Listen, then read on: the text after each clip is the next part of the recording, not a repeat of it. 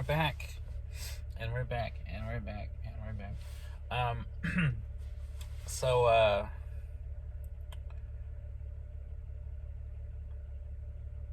yeah, we're doing this again. I'm back in the car, obviously.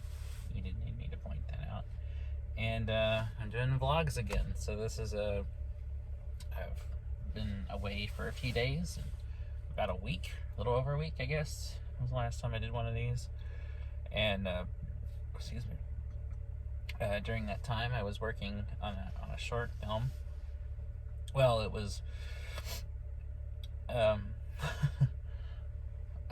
of a long story. I was working on a kind of an experimental kind of very loosely narrative kind of film, and I shot it like I had a lot of footage. It was gonna meant to be like a feature length thing. It was gonna be like a feature length thing. It was gonna be an hour and a half movie. I was gonna upload it to Vimeo and here on YouTube and all that stuff. And as I was editing it, and I shot it all on my phone, and I spent 2 days shooting. I shot it. Excuse me. Oh, excuse me. I shot it in a few different places. I was driving. I was playing the lead part, and I was directing it, and I was shooting it myself, and I was editing it myself, and it was very much a one-man thing, like everything else I've done as far as short films. And so I shot it for 2 days, and as I was editing it, I couldn't export it. I had to export it from my editing app to upload it, and it took all my footage, even after I deleted all my apps and everything else, and I still didn't have room. So I cut it down some more, and it was still too much. I cut it down some more, and it was still too much. And then I accidentally, because I thought I'd saved it, I deleted all my raw footage except for a few scenes, and so I shot myself in the foot by deleting almost the entire thing, or all my footage assembled to cut it. And so I just had enough to recut it as a short. And I did that. I cut it as a short film. And it actually worked. It worked better as a short film. And I'm actually pretty happy with the end result. And so I went ahead and just cut it as a short little 7-minute thing. And it's even more kind of abstract and loose, which I actually think kind of works in its favor. But yeah, I finished it, and I uploaded it both to my Vimeo page and here on YouTube. And you can watch it. It's available to watch for free, and I recommend it. Please watch it. I spent 2 days and 3 days editing. 2 days of shooting and 3 days of editing to get it where it was. So I put a lot of work into it, even if you can't tell from the finished product. But it was a long and kind of arduous project. And so I hope everybody watching this, watches that too. But it's a short film I made. It's called Mississippi Blues. And it's a short, very kind of abstract, non-narrative kind of thing. And I'm in it. And I played the lead character, who doesn't have any dialogue. And I actually didn't have any dialogue in the whole thing in the long version of it either. And I shot it in a few different locations as I was driving down across the state. And the final end result only features 2 of those locations. But I like it. It has kind of an experimental, abstract kind of feel to it, which I was kind of going for anyway in the long version. And here we are. But I recommend it. Check it out. It's called Mississippi Blues. It's here on my YouTube channel. It's on my Vimeo channel, which I will also include the link to my Vimeo page, so you can watch all my other short films too. And I'll have it down there in the links with all my other links for ways you can watch my stuff and listen to the music I make and support me other ways. if anyone wants to throw a few dollars to help, support me making other films or doing music or whatever else, I'll have those links down there in the description below this video, and you can check all of those out.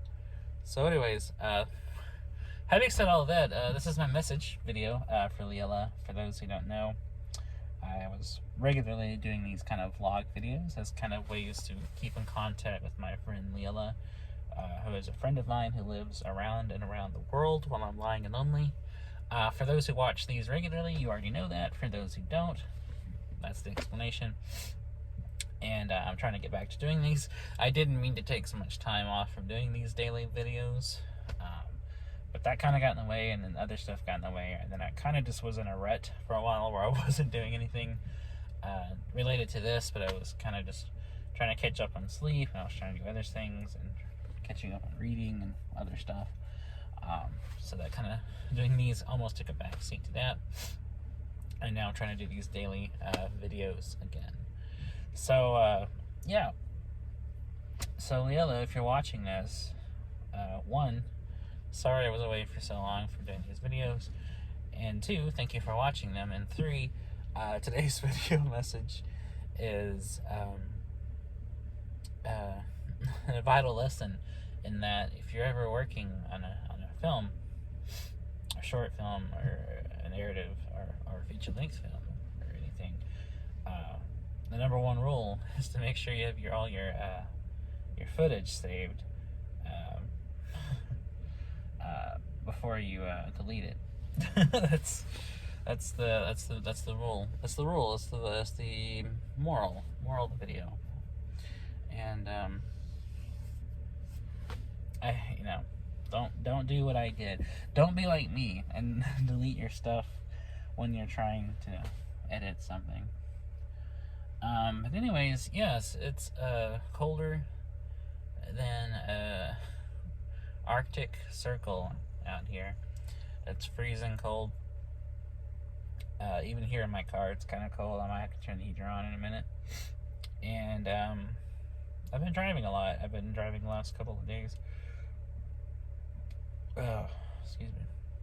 I was driving from my hometown to my grandparents' house, to this little town about 20 minutes away from my grandparents' house.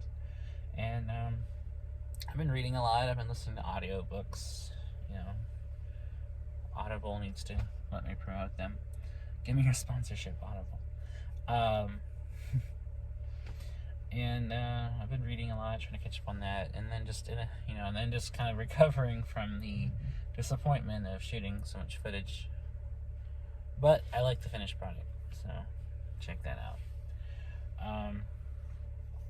And I've just been seeing friends, and I've just done some other things. I had a dinner with a friend of mine, and I don't really see that often, the other night, and hung out with another friend of mine. My other friend who I hang out with is a friend of mine in my hometown, and we've been watching the new Chucky series pretty much as it airs. We've been trying to catch it on the night it comes on TV, and it's really good. We're both huge fans of the Child's Play Chucky franchise, and this series is really good if you're a fan of it, but even if you're not, I think there's a lot to enjoy. It's a good horror, comedy, drama series. It's very much, it would make a lot more sense to those who are familiar with the movies, but if you're not familiar with the movies, I think there's still a lot of good stuff here, a lot that would appeal to people. And I've been reading a lot. I've been finishing up some books. I was reading, I just finished Authority by Jeff Vandermeer. I listened to the audio version of Audition by Ryu Murakami, which was very good. I finished reading the Best of the Best Horror of the Year, edited by Ellen Datlow, who is one of the best who is one of the best Datlow. I think her name Datlow. I think that's how you pronounce her name. The famous horror editor Ellen Datlow. I think that's how you pronounce her name. I hate that I don't know how to pronounce it. Her work is good. She edits a lot of great anthologies, and she's very renowned in horror fiction.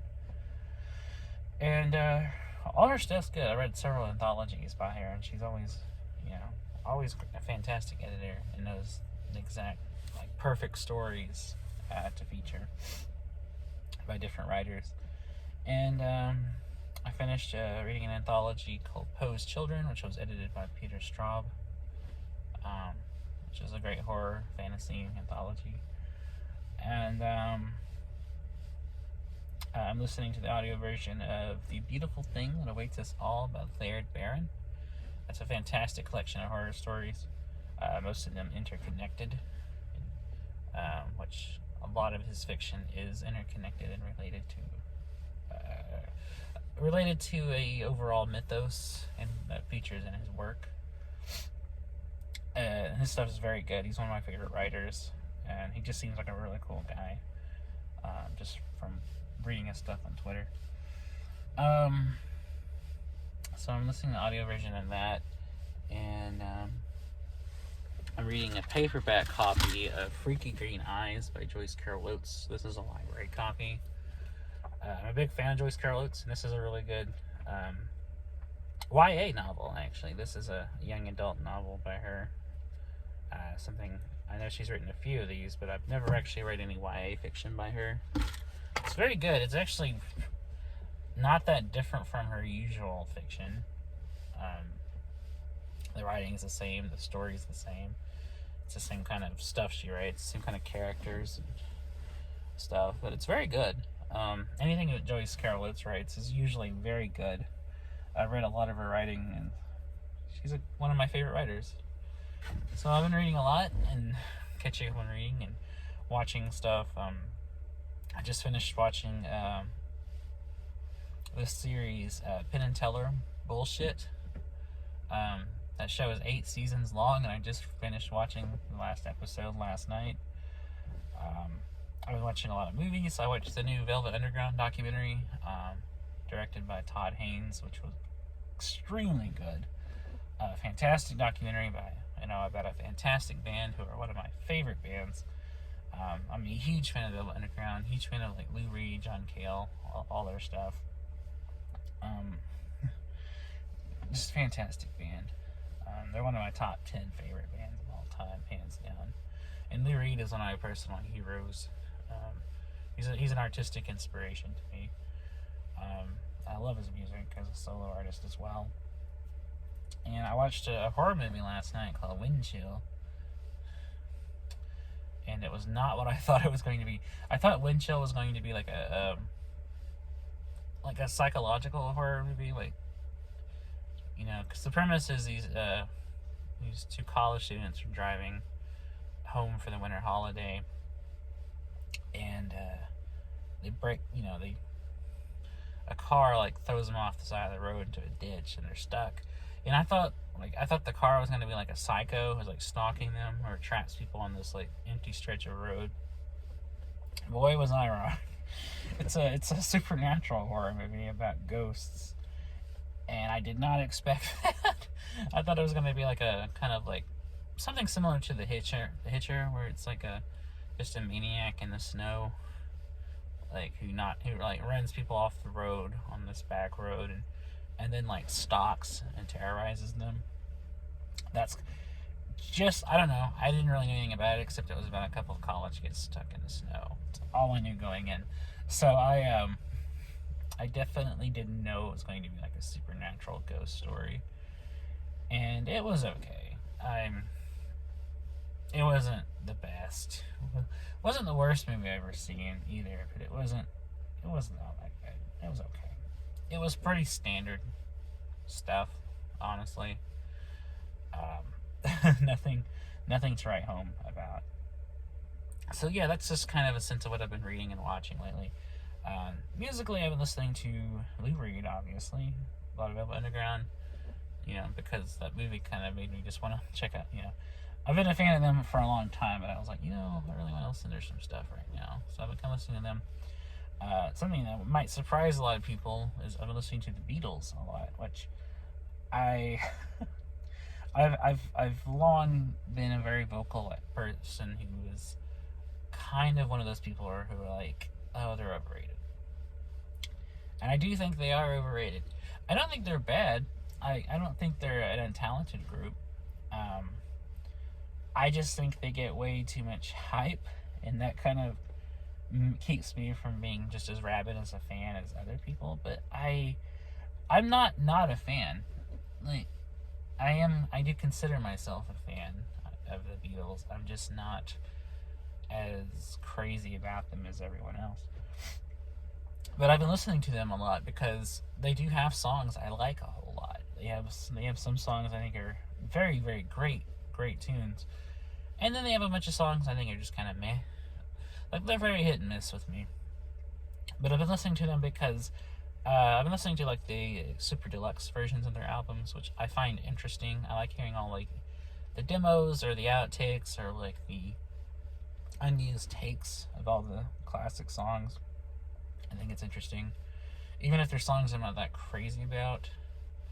Like, I don't, I've never really been a fan of The Long and Winding Road, but it's interesting hearing like take 25 of that, or just to see how different it is, and all the other stuff, the accompaniments and stuff that are different. I don't know. I I'm very split on them, because the Beatles have some songs I think are just like phenomenal, like fantastic songs, and they have other songs that I'm just like, it's competent, it's an adequate piece of music. I don't hate it, I don't love it, it's there. It's very much just meh. It's a very meh kind of thing. I find myself thinking that about actually all of Paul McCartney's material, all his solo stuff. I feel that way about, which I feel bad because Paul McCartney seems like an alright guy in real life. He seems like he'd be a very nice dude. I just don't really like his music that much. I don't know, man. Like, he has songs I like a lot. Even as a solo artist, he has a few songs I think are really good.